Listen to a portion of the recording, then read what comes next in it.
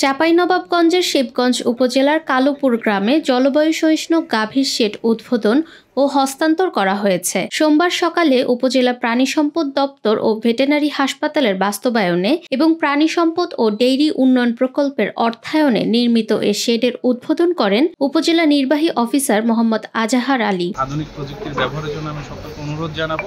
পাশাপাশি আমাদের যে পদ্মা নদীর অববাহিকা যে চারণভূমিগুলো রয়েছে, যেখানে বাথারের মতো আমাদের গরু ছাগল সহ আমাদের ভেড়া বিভিন্ন পশু প্রাণী এগুলো আমরা লালন পালন করে থাকি।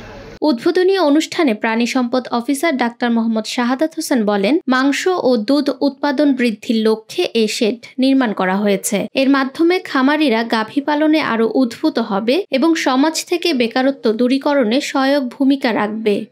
উপজেলা প্রাণী সম্পদ অফিসার ডাক্তার মোহাম্মদ শাহাদাত হোসেনের সভাপতিত্বে এ সময় আরও উপস্থিত ছিলেন উপজেলা ভূমি সহকারী কমিশনার মোহাম্মদ তৌফিক আজিজ, উপজেলা কৃষি কর্মকর্তা Mohammad Nayan Mia, veterinary surgeon doctor Mohammad Abu Ferdous সহ আরও অনেকে।